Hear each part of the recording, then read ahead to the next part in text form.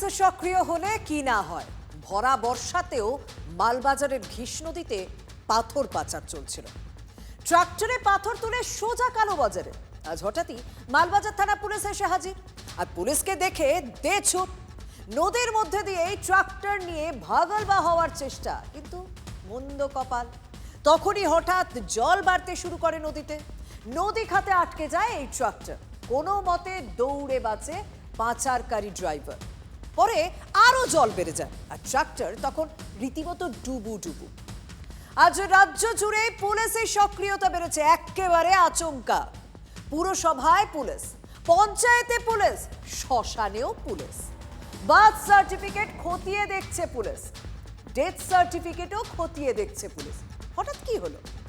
SIR এর সময় ব্যাপক কারচুপির সন্দেহ উঠছে, তাই এমন সার্জিক্যাল স্ট্রাইক। বাঁকুড়া জেলায় মোট 190টি গ্রাম পঞ্চায়েত রয়েছে এবং তার পাশাপাশি 3টি পুরসভা রয়েছে, বাঁকুড়া, বিষ্ণুপুর এবং সোনামুখী। প্রতিটি জায়গাতেই জন্ম মৃত্যু নিবন্ধীকরণের যে দপ্তর রয়েছে সেই দপ্তরে কিন্তু এই মুহূর্তে পুলিশি অভিযান চলছে। আমি এই মুহূর্তে দাঁড়িয়ে রয়েছি বাঁকুড়া পুরসভার জন্ম মৃত্যু নিবন্ধীকরণ যে দপ্তর রয়েছে সেই দপ্তরে। পুলিশ আধিকারিক যারা রয়েছেন, বাঁকুড়া শহর থানা পুলিশ আধিকারিক, তারা দুপুর 11টা নাগাদ এই দপ্তরে এসে পৌঁছন এবং তারপরে এই মুহূর্তে এই জন্ম মৃত্যু নিবন্ধীকরণ দপ্তরে তাদের যে রেজিস্টার রয়েছে সেই রেজিস্টারগুলি এই মুহূর্তে পুলিশ আধিকারিকরা তারা খতিয়ে দেখছেন। সেই রেজিস্টারে কতগুলি পাতা রয়েছে তা লিপিবদ্ধ করছেন এবং তারা পাশাপাশি কতগুলি রেজিস্টার রয়েছে সেগুলোও তারা নথিবদ্ধ করছেন। অভিযোগ, তৃণমূল জামানায় শেষ বেলায় জালিয়াতি একেবারে অন্য মাত্রা নিয়েছিল। নজর মূলত 3 সীমান্তবর্তী জেলা, মুর্শিদাবাদ, উত্তর দিনাজপুর এবং মালদায়। আমরা দুর্নীতিগ্রস্ত লোকেদের বিরুদ্ধে ব্যবস্থা নেব, আমরা জিরো টলারেন্স নীতি নিয়েছি। রোগটা বোঝা গিয়েছিল ভোটার তালিকার নিবিড় সংশোধনের সময়। জন্মমৃত্যু সার্টিফিকেট দেওয়ার বিস্তর গরমিলের অভিযোগ উঠেছিল। জন্মমৃত্যু শংসাপত্রে জালিয়াতির অভিযোগ খতিয়ে দেখতে এবার অ্যাকশন। রাজ্য জুড়ে পুলিশের তল্লাশি অভিযান। ঠকবাজতে শ্মশানেও হানা পুলিশের। বাজেয়াপ্ত হলো বেশ কিছু নথি। কেওড়াতলা মহাশ্মশান, সেখানে টালিগঞ্জ থানার পুলিশ তারা পৌঁছে এখান থেকে বিগত দিনে যে সমস্ত মৃত্যু শংসাপত্রগুলো ইস্যু করা হয়েছে সেই সংক্রান্ত তথ্য তারা সংগ্রহ করছেন। তৃণমূল জামানার শেষ 4 বছরের জন্মমৃত্যুর নথিভুক্তিকরণে ভয়ঙ্কর তথ্য উঠে এসেছে। এসআইআর এর বছরে 3 গুণের বেশি সার্টিফিকেট ইস্যু। 2026-এর প্রথম 2 মাসেই 5 লক্ষের বেশি জন্মমৃত্যু শংসাপত্র নথিভুক্ত হয়। এখানে भी यदि কোনো ইলিগাল ডকুমেন্টস দিয়ে বসে আছে, ওর কপালে একটা দুঃখ আছে, যদি ও ইন্ডিয়ান ন্যাশনাল নেই। আমি পরিষ্কার বলছি যেটা আছে, অন রেকর্ড বলছি যেটা আছে।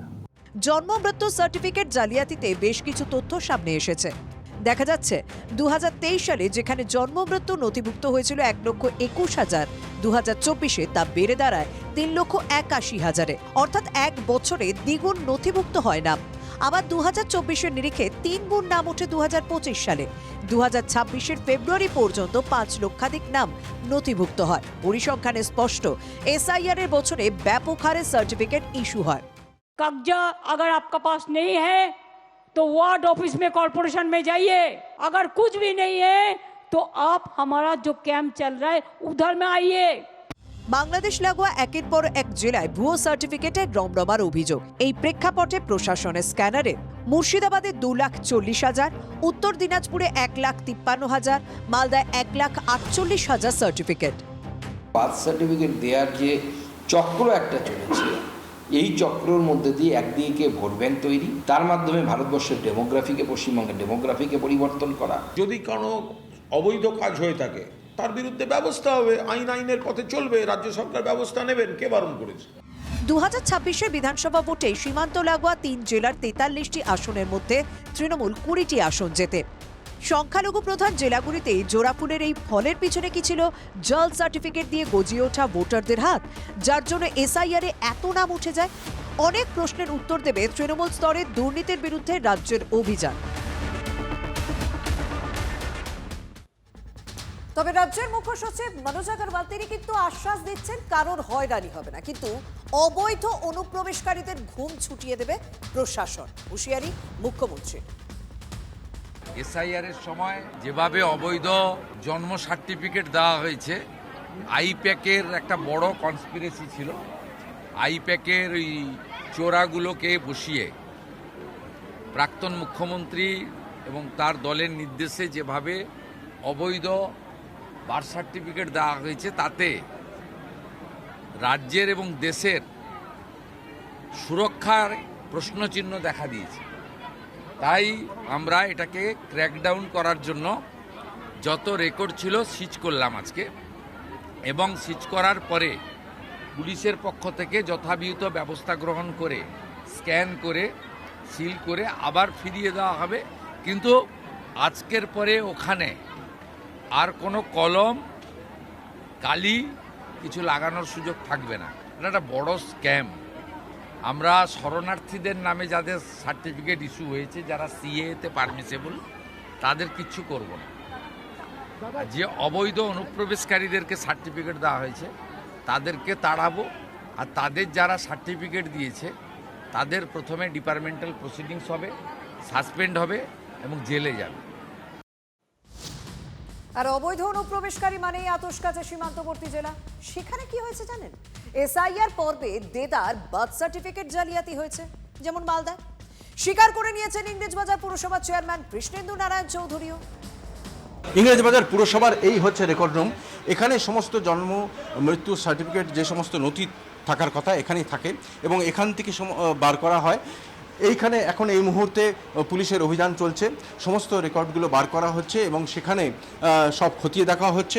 এখানকার যিনি চেয়ারম্যান এখনও পর্যন্ত রয়েছেন কৃষ্ণেন্দু নারায়ণ চৌধুরী, তিনি প্রাক্তন মন্ত্রী, তৃণমূল পরিচালিত ইংরেজবাজার পুরসভার চেয়ারম্যান, তিনি কিন্তু নিজেই স্বীকার করে নিয়েছেন একটু আগেই আমাদের কাছে অন ক্যামেরা যে এখানে জালিয়াতি হয়েছে। আমাদের পৌরসভায় জালিয়াতি হয়নি, কিন্তু পৌরসভার সিলমোহর জাল করে কিছু লোক করেছিল। কারণ ওই যে যখন আমাদের স্যার হচ্ছিল স্যার, তখন ওলমালদার কিছু লোক এখান থেকে নিয়ে গেছে, আমরা লিখে দিয়েছি নট ফাউন্ড, অর্থাৎ এখানে তৈরি হয়নি। সেম জিনিস কোথাও জাল করেছে, জাল করে নিয়ে আসছে। তাদের মধ্যে যারা বার্থ সার্টিফিকেট তৈরি করেছে, জালিয়াতি করেছে, তাদের মধ্যে বাংলাদেশিও রয়েছে, থাকতে পারে। কার্যত তিনি এমনটা স্বীকার করে নিচ্ছেন। বেশিরভাগ হয়তো ভারতীয়ই নয় নাকি? হ্যাঁ, ভারতীয় নয়, বা যে দিয়েছে মানে বাংলাদেশি এসেও নিয়ে গেছে, এরকম হয়েছে। তারা কারা? আমরা ওই কারা এখন কিভাবে, মানে বাংলাদেশিও হতে পারে, হতে পারে। এখন তারপর তো আমরা যাচাই খনিক বেঁচে আছে না মরে গেছে আমরা কি করে বলবো, কিন্তু আমরা এটা নট ফাউন্ড করে দিচ্ছি। এটা নিয়ে আপনারা কোনো কমপ্লেন করেননি? এরকম জাল আমরা তো ইলেকশন কমিশনকে কমপ্লেন করে দিচ্ছি। বিশেষ করে গুরুত্ব দিচ্ছে পুলিশ এই কারণে, যেহেতু ভারত বাংলাদেশ সীমান্ত রয়েছে মালদাতে এবং বারবার অনুপ্রবেশ নিয়ে বিতর্ক হয়েছে, জনবিন্যাস বদলে যাওয়ার অভিযোগ উঠেছে। খুব স্বাভাবিকভাবেই এই যারা বার্থ সার্টিফিকেট জাল তৈরি করে নিয়েছে তাদের মধ্যে বাংলাদেশি আছে কিনা সেইটা নিয়েও কিন্তু বড় প্রশ্ন সামনে এসেছে। কিন্তু প্রশ্ন হচ্ছে, এভাবে কি তৃণমূল আমলে পাপ চাপা রাখা যাবে?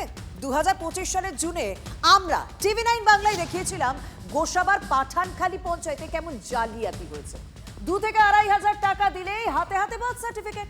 পাঠানখালীর রিপোর্টটা দেখলে আজ বুঝবেন কিভাবে শুরু হয়েছিল এই ঘটনা, আর সেই কারণে আজ থেকে শুরু হলো সার্জিক্যাল স্ট্রাইক। আর এই সার্জিক্যাল স্ট্রাইক কতটা জরুরি। গোসাবার পাঠানখালী পঞ্চায়েত, এই পঞ্চায়েতের অস্থায়ী কর্মী গৌতম সর্দারকে গ্রেফতার করতেই প্যান্ডোরার বাক্স খুলে ফেলেছে কলকাতা পুলিশ। 3,500 ভুয়ো বার্থ সার্টিফিকেট ইস্যু করার অভিযোগ গৌতমের বিরুদ্ধে। একটা ভুয়ো বার্থ সার্টিফিকেট তৈরির বিনিময়ে গৌতম 2,000 থেকে 2,500 টাকা নিতেন বলে অভিযোগ। বেআইনিভাবে জাল শংসাপত্র জন্ম এবং মৃত্যুর এই ঘরটিতে থেকেই পঞ্চায়েতের যিনি কর্মী ছিলেন গৌতম সর্দার, তিনি এখান থেকেই ইস্যু করেছিলেন। সংখ্যাটা একে একে 3,500। এখনো পর্যন্ত আমি তো সঠিকটা এখনো পর্যন্ত যাচাই করে, তবে 3,500 সার্টিফিকেট তো ইস্যু হয়েছে, তার কম হচ্ছে তার বেশি হয়েছে সেটা এখন আমি বুঝতে পারছি না। পঞ্চায়েত প্রধানের অজ্ঞতাকে হাতিয়ার করেই পাসওয়ার্ড খুলে সেখানেই ভুয়ো সার্টিফিকেটগুলোকে ইস্যু করেছে অর্থের বিনিময়ে। প্রথমেই বললো যে আপনার ফোন নাম্বারটা সরিয়ে দিয়ে আমি আমার ফোন নাম্বারটা দিয়ে রেখেছিলাম, যার জন্যে আপনার লগ ইনে কোনো ওটিপি যেত না। 3,500 ভুয়ো জন্ম শংসাপত্র ইস্যু, অথচ জানতেনই না পঞ্চায়েত প্রধান। হতবাক আলিপুর আদালতের বিচারক। পঞ্চায়েত প্রধানকে কি ধোয়া তুলসী পাতা ভাবছেন? তদন্তকারী অফিসারকে প্রশ্ন বিচারকের। তৃণমূল পরিচালিত পঞ্চায়েত, সুতরাং এত বড় অভিযোগ ওঠায় শাসক দলকে নিশানা করার সুযোগ হাতছাড়া করতে নারাজ বিরোধীরা। একটা দুটো জাল শংসাপত্রের মানে কেউ একটা আইনকে পাশ কাটিয়ে কোনো জনপ্রতিনিধিকে একটুখানি ভুলভাল বুঝিয়ে একটা নিজের ডকুমেন্ট বার করে নিয়েছে, ব্যাপারটা এমন নয়। ওখান থেকে একেবারে জাল ডকুমেন্টের জাল নাগরিকত্ব বিক্রি করার ব্যবসা হচ্ছিল। পঞ্চায়েত কর্মী তৃণমূল করে, নাম গৌতম সর্দার, 2000 করে টাকা তুলেছে, 2000 করে টাকা তুলেছে এবং টাকার বড় অংশ ভাগ পেয়েছে তৃণমূলের লোকেরা। তৃণমূল যদিও ফুৎকারে অভিযোগ ওড়াচ্ছে। এইরকম ধরনের কিছু অপরাধ, খারাপ কাজ যুগে যুগে যুগে যুগে যুগে যুগে হয়ে এসছে এবং কালের নিয়মে নতুন নতুন অপরাধ হয়েছে। আপনি নিশ্চয়ই 8-এর দশকে সাইবার ক্রাইম শোনেননি। একাধিক এজেন্টের হদিশ মিলেছে। গৌতমকে জেরা করে তাদের নাগালে পেতে চাইছে কলকাতা পুলিশ। ধৃতের 13 তারিখ পর্যন্ত পুলিশ হেফাজত দিয়েছে আদালত। এই বাড়িতেই গৌতম সর্দার পরিবার নিয়ে বসবাস করত এবং ইতিমধ্যেই পুলিশ কিন্তু তাকে গ্রেপ্তার করেছে। আমরা কথা বলবো পরিবারের সদস্যদের সঙ্গে। বাড়িতে কেউ কি আছেন? আচ্ছা, আপনি কে হন?